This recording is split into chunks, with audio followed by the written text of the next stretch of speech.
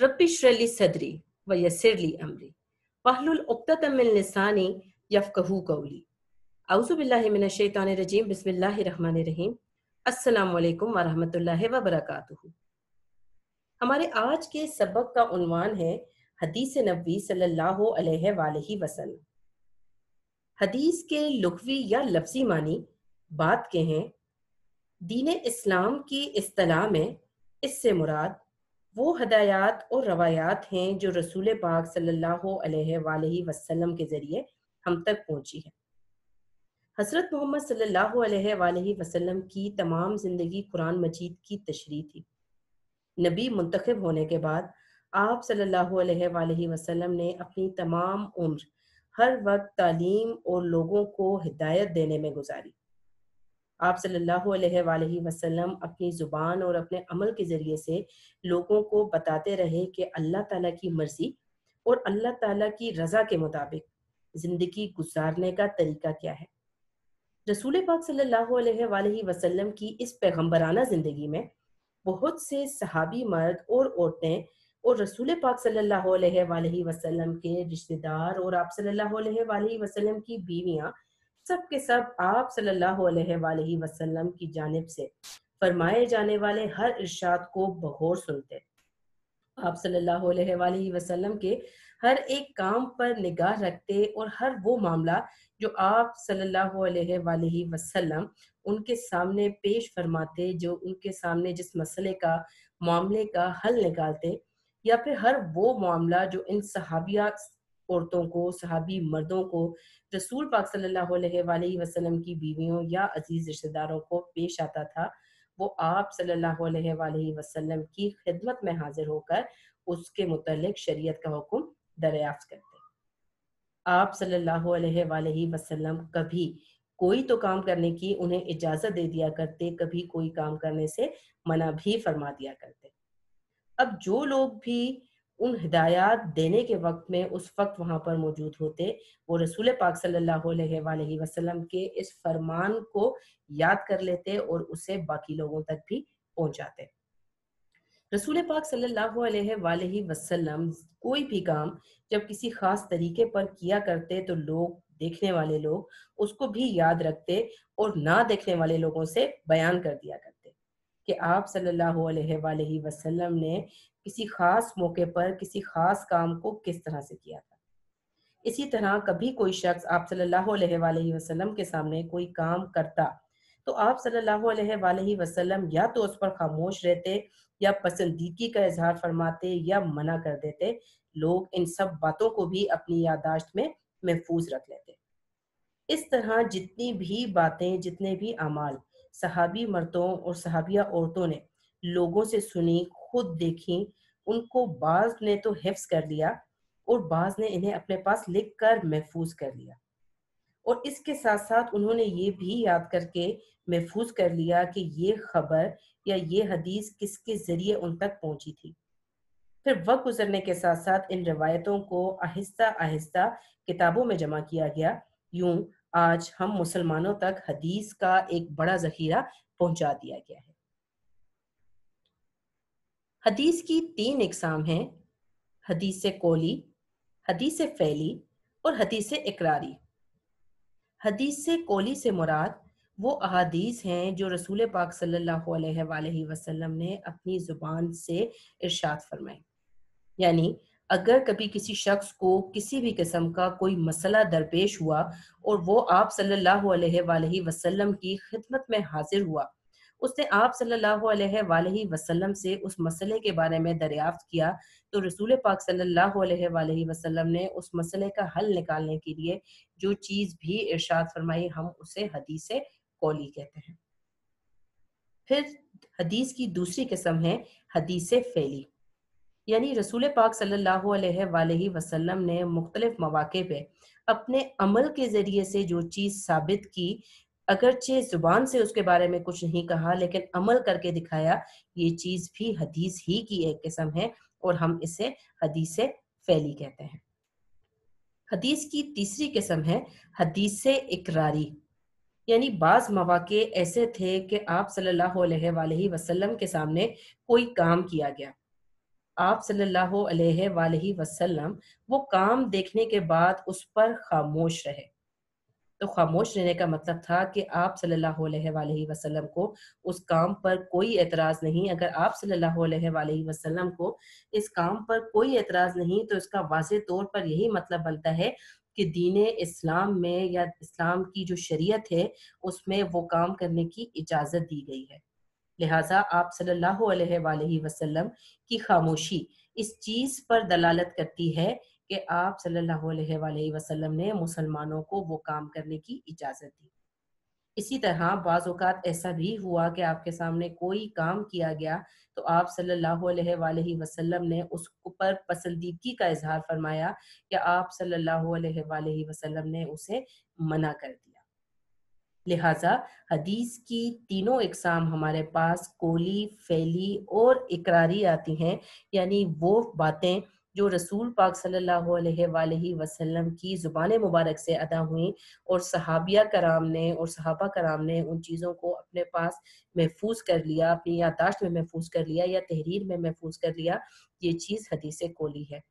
حدیث فعلی حدیث کی وہ قسم ہے جس میں رسول پاک صلی اللہ علیہ وآلہ وسلم نے اپنے عمل کے ذریعے ہمیں کوئی کام کرنے کا حکم دیا یا اپنے عمل کے ذریعے ہمیں کوئی کام کرنے سے منع فرمایا، یہ حدیث کی فعلی قسم ہے۔ جبکہ حدیث اقراری حدیث کی وہ قسم ہے جس میں رسول پاک صلی اللہ علیہ وآلہ وسلم کے سامنے کوئی کام کیا گیا تو آپ صلی اللہ علیہ وآلہ وسلم نے اس پر خاموشی اختیار کر لی لیکن منع نہیں فرمایا۔ اس سے ظاہر ہوتا ہے کہ رسول پاک صلی اللہ علیہ وآلہ وسلم نے اس کام کی اجازت دی۔ یہ حدیث کی اقراری قسم ہے۔ اب ہم آ جاتے ہیں تدوین حدیث میں۔ ویسے تو تدوین حدیث کے 3 اہم ادوار ہیں،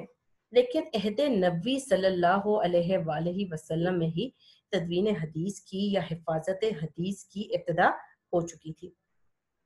ہم بہت اچھے طریقے سے جانتے ہیں کہ احادیث مبارکہ کا قولی حصہ صحابہ کرام رضی اللہ تعالیٰ عنہ نے اپنی یادداشت میں، اپنے حافظے میں محفوظ رکھا تھا اور اس کے عملی حصے پر فوری طور پر عمل درآمد شروع کر دیا تھا۔ اس کے ساتھ ساتھ رسول پاک صلی اللہ علیہ وآلہ وسلم نے مختلف قبائل کو تحریری ہدایات، خطوط کے جوابات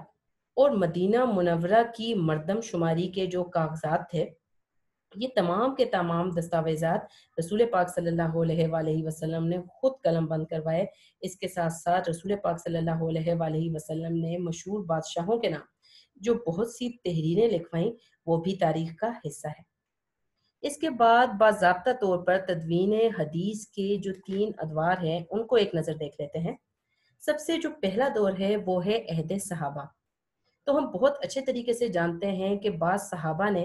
رسول پاک صلی اللہ علیہ وآلہ وسلم کی زندگی میں ہی احادیث تحریر کر دی تھیں، لہٰذا تدوین حدیث کا کام عہد رسالت ہی میں شروع ہو گیا تھا۔ آپ صلی اللہ علیہ وآلہ وسلم کے اس دنیا سے پردہ فرما جانے کے بعد اسلام کے ابتدائی عہد میں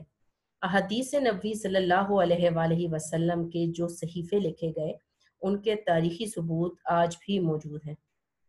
اور ان صحیفوں میں حضرت علی رضی اللہ تعالیٰ عنہ کا صحیفہ بھی شامل ہے جس میں بہت سے احکام و مسائل درج ہیں۔ اس کی بیشتر احادیث مبارکہ صحیح بخاری کے مختلف ابواب میں موجود ہیں۔ پھر ہمارے پاس آ جاتا ہے تدوین حدیث کا دوسرا دور، اور تدوین حدیث کا دوسرا دور شروع ہوتا ہے تب جب حضرت عمر بن عبدالعزیز 99 ہجری میں یہ دیکھتے ہیں کہ صحابہ کرام رضی اللہ تعالیٰ عنہ جن کی یادداشت میں احادیث مبارکہ کا ایک بڑا ذخیرہ موجود ہے، ایک ایک کر کے اس دنیا سے رخصت ہوتے جا رہے ہیں۔ حضرت عمر بن عبدالعزیز کو خدشہ ہوتا ہے کہ کہیں ایسا نہ ہو کہ ان اہل علم کے اٹھنے کے ساتھ علوم حدیث بھی اس دنیا سے اٹھ جائیں۔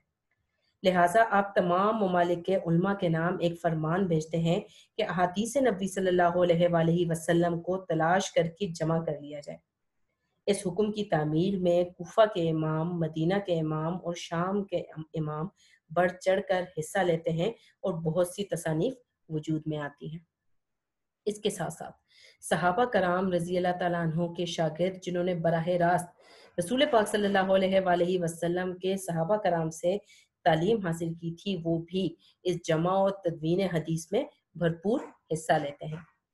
پھر آ جاتا ہے ہمارے پاس تدوین حدیث کا تیسرا دور، جب تیسری صدی ہجری میں علم حدیث کا ایک شعبہ پایہ تکمیل کو پہنچتا ہے۔ محدثین حدیث کی تلاش اور اس کی جستجو میں دنیا اسلام کا کونا کونا چھانتے ہیں اور تمام بکھری ہوئی روایات کو جمع کرتے ہیں۔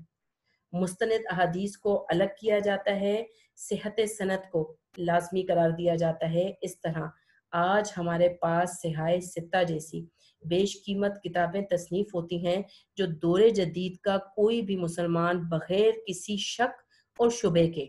استعمال کر سکتا ہے، ان احادیث کی کتابوں سے رہنمائی حاصل کرتا ہے، کیونکہ دور جدید کا ایک بہت بڑا مسئلہ جس کا مسلمانوں کو سامنا کرنا پڑ رہا ہے وہ یہ ہے کہ بہت ساری چیزیں انٹرنیٹ پر غلط بھی دستیاب ہیں۔ لہٰذا ضرورت ہے اس امر کی کہ ہمارے پاس مستند ترین احادیث کا ذخیرہ موجود ہو۔ تو تدوین حدیث کے 3 ادوار میں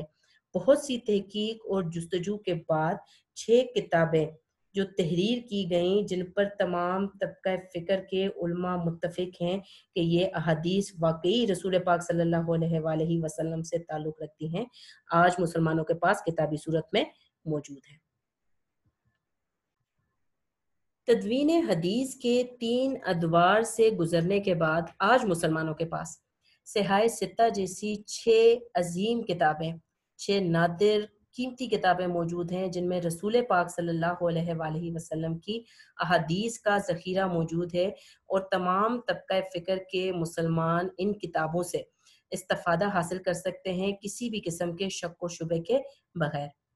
تو ان 6 کتابوں کے نام اور ان کے مصنفین کے نام میں ایک مرتبہ آپ کے سامنے دہرا دیتی ہوں، آپ کو اپنے سامنے یہ اسکرین پر لکھے ہوئے بھی دکھائی دے رہے ہیں۔ پہلی کتاب ہے صحیح بخاری، جسے تحریر کیا ہے امام ابو عبداللہ محمد بن اسماعیل بخاری رحمۃ اللہ علیہ نے۔ دوسری کتاب ہے صحیح مسلم، جسے تحریر کیا ہے امام مسلم بن حجاج بن مسلم کشتیری رحمۃ اللہ علیہ نے۔ تیسری کتاب ہے جامع الترمذی، جسے تحریر کیا ہے امام ابو عیسیٰ محمد بن عیسیٰ الترمذی رحمۃ اللہ علیہ نے۔ چوتھی کتاب ہے سنن ابی داؤد، جسے امام ابو داؤد سلیمان بن اشعث رحمۃ اللہ علیہ نے تحریر کیا ہے۔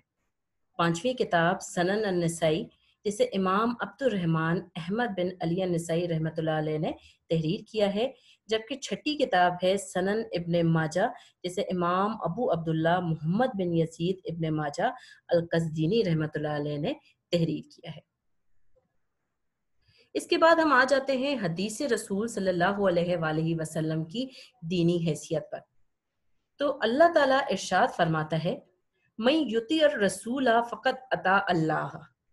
ترجمہ جس نے رسول صلی اللہ علیہ وآلہ وسلم کی اطاعت کی اس نے بے شک اللہ کی اطاعت کی۔ حدیث نبوی صلی اللہ علیہ وآلہ وسلم ہے اللہ تعالیٰ اس شخص کو خوش و خرم رکھے جس نے میری حدیث کو سنا، پھر اس کو یاد کیا، پھر اس طرح آگے پہنچایا جیسے سنا تھا۔ لہٰذا ہم مسلمان، ہم میں سے ہر ایک مسلمان کا یہ عقیدہ ہے کہ قرآن مجید ہمارے پاس ہدایت حاصل کرنے کا سب سے بڑا ذریعہ ہے، اور قرآن مجید کے بعد مسلمانوں کے پاس ہدایت حاصل کرنے کا جو سب سے بڑا ذریعہ ہے وہ احادیث نبوی صلی اللہ علیہ وآلہ وسلم ہے، کیونکہ رسول پاک صلی اللہ علیہ وآلہ وسلم کی احادیث قرآن مجید کی عملی تفسیر ہے۔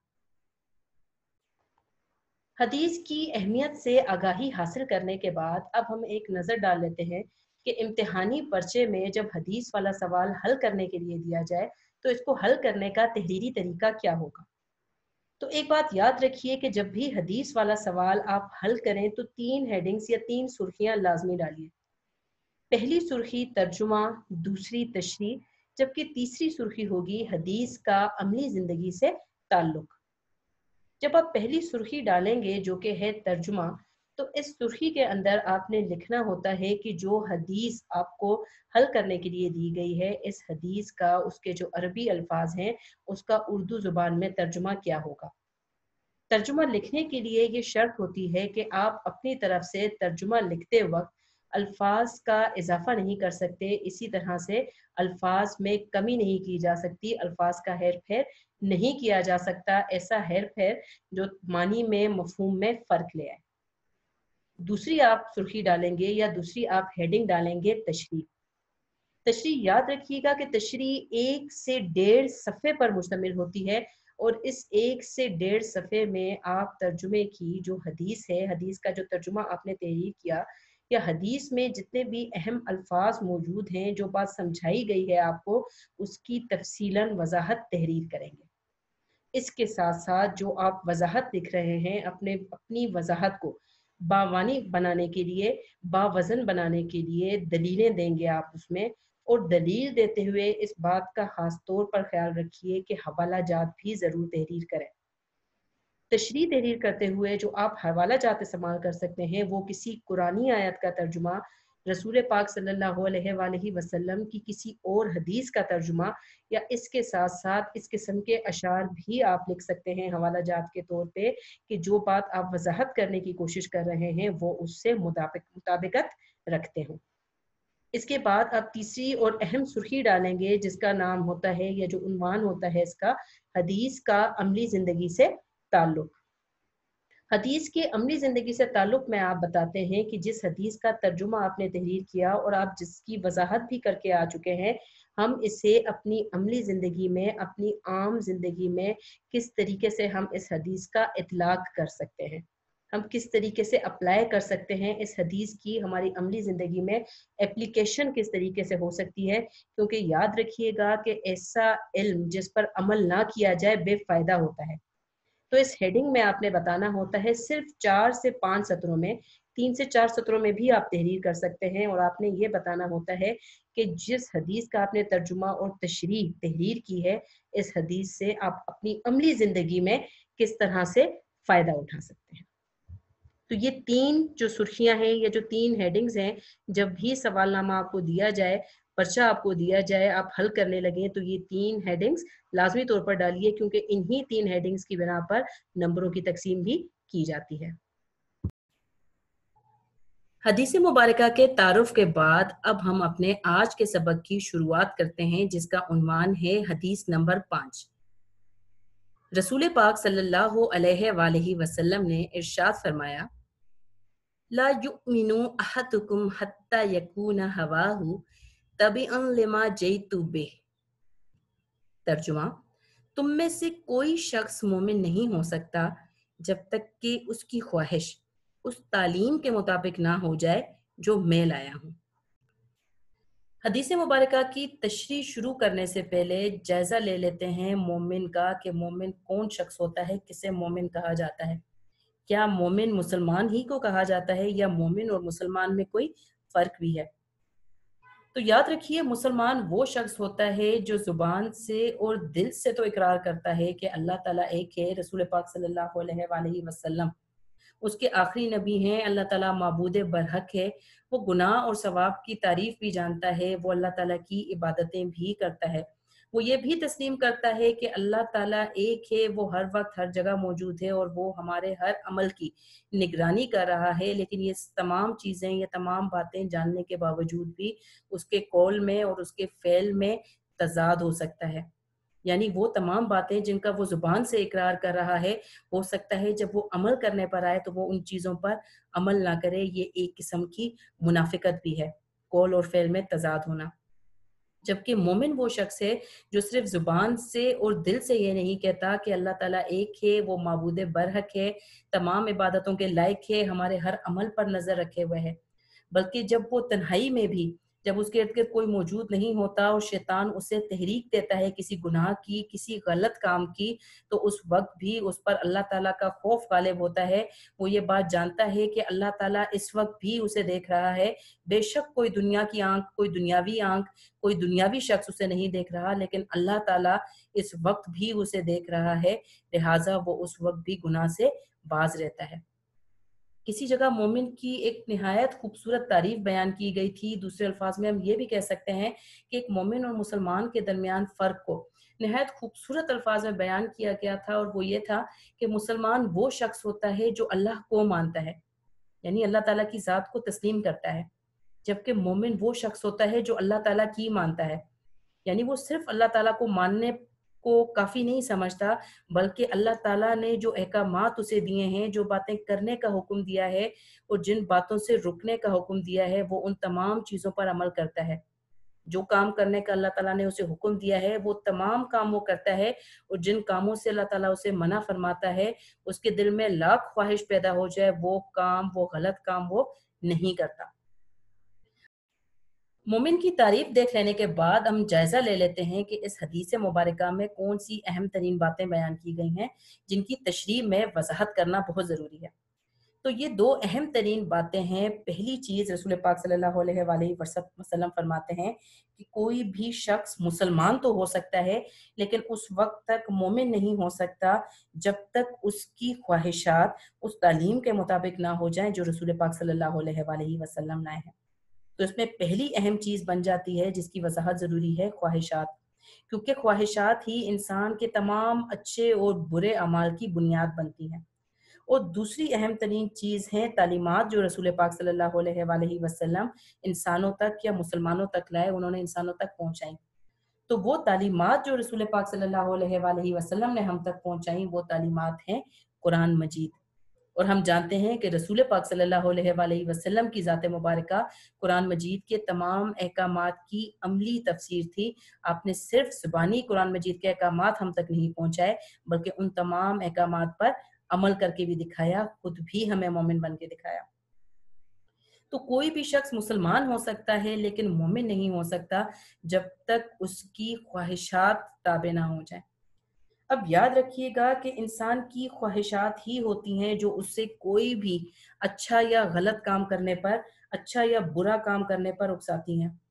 ہم اپنے ارد گرد، اپنے موجود دنیا میں بہت ساری خوبصورت چیزیں دیکھتے ہیں، اور جب یہ خوبصورت چیزیں ہم دیکھتے ہیں تو یہ خوبصورت چیزیں حاصل کرنے کی خواہش ہمارے دل میں آتی ہے۔ اب جو خواہش ہمارے دل میں آتی ہے ان چیزوں کو حاصل کرنے کے لیے، تو ہم ان چیزوں کو حاصل کرنے کے لیے اور اپنی اس خواہش کو پورا کرنے کے لیے ہم منصوبہ بندی کرتے ہیں، اور پھر جو ہم نے یہ منصوبہ بندی کی ہوتی ہے، یہ منصوبہ بندی سبب بنتی ہے عمل کرنے کا۔ مثال کے طور پر ہم نے کوئی ایک شخص ہے، اس کو گاڑیاں بہت اچھی لگتی ہیں، اب وہ دیکھتا ہے کوئی ایسی گاڑی، چمچماتی ہوئی خوبصورت گاڑی جو دنیا میں بہت کم لوگوں کے پاس موجود ہے اور جس کی قیمت کروڑوں میں ہے۔ جب وہ کروڑوں کی اس گاڑی کو دیکھتا ہے تو اس کے دل میں یہ خواہش پیدا ہوتی ہے کہ وہ بھی اس گاڑی کی سیر کر سکے، وہ بھی ایک ایسی ہی گاڑی لے سکے۔ اب اس کے دل میں جو ایک خواہش پیدا ہوتی ہے نا، وہ دو کام کر سکتا ہے، یا تو وہ اپنی اس خواہش کو تابع کر لے، قابو کر لے، کنٹرول کر لے۔ دوسری چیز ہوتی ہے کہ وہ اس خواہش کو پورا کرنے کی کوشش کرے۔ اب وہ خواہش کو پورا کرنے کی کوشش کرتا ہے، اسے لگتا ہے، وہ محنت کرتا ہے، وہ نوکری کرتا ہے، لیکن محنت کرنے کے باوجود، نوکری کرنے کے باوجود، چلیے کوئی کاروبار کر لیتا ہے، کاروبار کرنے کے باوجود اس کے پاس کروڑوں روپے نہیں ہیں کہ کروڑوں روپے کی وہ گاڑی لے کر اپنا شوق پورا کر لے۔ ایسے ہی وقت میں شیطان اسے ایک راستہ دکھاتا ہے، ایک غلط راستہ دکھاتا ہے کہ کسی ناجائز ذریعے سے اپنی اس خواہش کو پورا کیا جائے، کوئی غیر قانونی کام کیا جائے، غیر آئینی کام کیا جائے، غیر اسلامی کام کیا جائے۔ وہ شخص اپنی یہ خواہش پوری کرنے کے لیے معاشرے کو نقصان پہنچاتا ہے، مذہب کو نقصان پہنچاتا ہے، انسانیت کو نقصان پہنچاتا ہے، ایک غلط کام کی پہلے شیطان کے ساتھ مل کر منصوبہ بندی کرتا ہے، اور منصوبہ بندی کرنے کے بعد اس پر عمل بھی کر دیتا ہے۔ کس چیز کے لیے؟ صرف وہ جو اس کی ایک چھوٹی سی خواہش ہے، اس گاڑی میں بیٹھنے کی اور دنیا کو دیکھنے کی، اس خواہش کو پورا کرنے کے لیے۔ لیکن اس کے ساتھ ساتھ وہ ایک کام اور بھی کر سکتا تھا کہ جب وہ یہ خواہش اس کے دل میں پیدا ہوئی تھی اور اس نے اس خواہش کو پورا کرنے کے لیے کوشش کی تھی اور اس کی کوششیں بارآور ثابت نہیں ہو رہی تھیں، تو وہ اپنی خواہش کو تابع کر لیتا۔ کس چیز کے تابع کر لیتا؟ قرآن مجید کی تعلیمات کے تابع کر لیتا جو رسول پاک صلی اللہ علیہ وآلہ وسلم نے ہم تک پہنچائی ہیں۔ قرآن مجید ہمیں بے جا خواہشات کے پیچھے سرپٹ دوڑنے سے منع فرماتا ہے۔ اگر وہ شخص جس وقت اسے شیطان ترغیب دے رہا تھا غلط کام کرنے کی، اس وقت قرآن مجید کی تعلیمات کو اپنے سامنے لے آتا، رسول پاک صلی اللہ علیہ وآلہ وسلم کی تعلیمات کو اپنے سامنے لے آتا اور اپنی ان خواہشات پر قابو پا لیتا،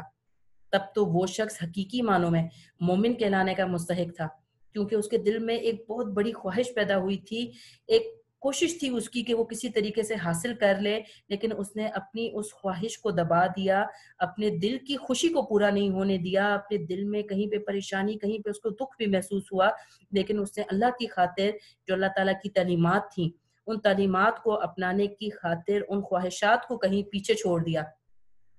اللہ تعالیٰ کا حکم مان لیا، اللہ تعالیٰ کے رسول پاک صلی اللہ علیہ وآلہ وسلم کا حکم مان لیا، ان کی کتاب قرآن مجید میں جو حکم دیا ہے وہ حکم مان لیا، غلط کام کرنے سے پرہیز کر کے اس نے قرآن مجید کی تعلیمات پوری کی، تو وہ شخص اب صرف مسلمان نہیں رہا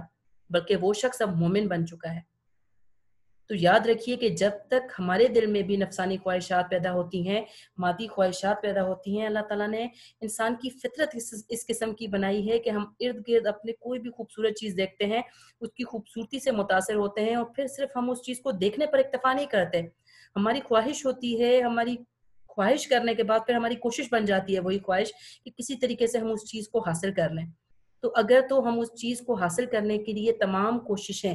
جائز کوششیں کرتے ہیں، دائرہ اسلام کے اندر رہتے ہوئے کوشش کرتے ہیں، قرآن مجید کی تعلیمات کو بنیاد بناتے ہوئے اپنی خواہش کو پوری کرنے کی کوشش کرتے ہیں، تب تو یہ چیز جائز ہے۔ لیکن اگر وہ خواہش اپنی پوری کرنے کے لیے ہم قرآن مجید کی تعلیمات کو کہیں پیچھے چھوڑ دیتے ہیں تو شاید ہم مومن تو رہیں گے، مسلمان تو رہیں گے، لیکن ہم مومن نہیں بن پائیں گے۔ خود رسول پاک صلی اللہ علیہ وآلہ وسلم کی ذات مبارکہ کو دیکھ لیجئے کہ رسول پاک صلی اللہ علیہ وآلہ وسلم کے لیے اللہ تعالیٰ نے یہ کائنات تخلیق فرمائی، اس کائنات میں موجود تمام رنگینیاں، تمام خوبصورتیاں تخلیق کی، لیکن رسول پاک صلی اللہ علیہ وآلہ وسلم نے دنیاوی رونقوں کی طرف، چمک دمک کی طرف کوئی توجہ نہیں دی اور ایک سادگی سے بھرپور زندگی گزاری۔ آپ صلی اللہ علیہ وآلہ وسلم نے دوسرے رہنماؤں کی طرح ہمیں صرف سادگی کا درس نہیں دیا بلکہ ہمیں سادگی اختیار کر کے دکھائی۔ رسول پاک صلی اللہ علیہ وآلہ وسلم صرف آپ کو اور مجھے نہیں کہتے کہ مومن وہ شخص ہے جو اپنی خواہشات کو تابع کر لے گا قرآن مجید کے، بلکہ سب سے پہلے آپ صلی اللہ علیہ وآلہ وسلم خود ہمیں قرآن مجید کی تمام تعلیمات پر عمل کر کے دکھاتے ہیں۔ آپ صلی اللہ علیہ وآلہ وسلم نے زندگی بھر کسی کو گالی نہیں دی، کسی کو نقصان نہیں پہنچایا، یہاں تک کہ وہ کفار جو آپ کی جان کے دشمن تھے، آپ صلی اللہ علیہ وآلہ وسلم نے فتح مکہ کے موقع پر انہیں بھی معاف کر دیا۔ آپ صلی اللہ علیہ وآلہ وسلم نے ان لوگوں کو بھی معاف فرما دیا جنہوں نے آپ کے پیاروں کو قتل کیا تھا۔ آپ صلی اللہ علیہ وآلہ وسلم نے طائف کے ظالموں کے حق میں بھی ہدایت کی دعا کی۔ تو رسول پاک صلی اللہ علیہ وآلہ وسلم نے جب خود ہر چیز پر قرآن مجید کی تعلیمات پر عمل کر کے دکھایا، تو اب اگر ہم آپ اور میں یہ دعویٰ کرتے ہیں کہ ہم رسول پاک صلی اللہ علیہ وآلہ وسلم سے محبت کرتے ہیں، تو صرف یہ زبانی کلامی دعویٰ دینا، جان دینے کے دعوے کرنا کافی نہیں ہے، بلکہ آپ کے لیے اور میرے لیے لازمی ہے کہ ہم رسول پاک صلی اللہ علیہ وآلہ وسلم کی لائی ہوئی تعلیمات جو کہ قرآن مجید ہے اس پر عمل کریں۔ حضرت عائشہ صدیقہ رضی اللہ تعالیٰ عنہ سے ایک مرتبہ کسی نے پوچھا تھا کہ آپ ہمیں بتائیے کہ رسول پاک صلی اللہ علیہ وآلہ وسلم کے اخلاق کیسے تھے؟ تو آپ رضی اللہ تعالیٰ عنہ نے فرمایا کہ کیا تم نے قرآن مجید نہیں پڑھا؟ رسول پاک صلی اللہ علیہ وآلہ وسلم قرآن مجید کی عملی تفسیر تھے۔ لہٰذا ہم میں سے ہر وہ شخص جو مسلمان تو ہے لیکن مومن بننا چاہتا ہے، تو ہم نے دو کام کرنے ہیں، صرف دو کام۔ سب سے پہلے ہم نے اپنی خواہشات پر قابو پانا سیکھنا ہے، اور دوسرے نمبر پر ہم نے اپنی تمام خواہشات کو تابع کر دینا ہے ان تعلیمات کے جو رسول پاک صلی اللہ علیہ وآلہ وسلم ہمارے لیے لائے، یعنی قرآن مجید۔ حوالہ جات ہم دیکھ لیتے ہیں جو ہمیں اس حدیث کی تشریح میں شامل کر سکتے ہیں۔ ارشاد باری تعالیٰ ہے، یہ کتاب یعنی قرآن مجید اللہ تعالیٰ کی ہے،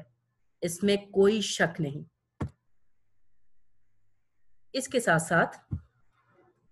حدیث نبی صلی اللہ علیہ وآلہ وسلم ہے کہ تم اپنی خواہشات کو قرآن مجید کے مطابق کر لو، یعنی اپنے دل میں کوئی ایسی خواہشات پیدا نہ ہونے دو، کوئی ایسی خواہش پوری پیدا نہ ہونے دو جو قرآن مجید کے مطابق نہ ہو۔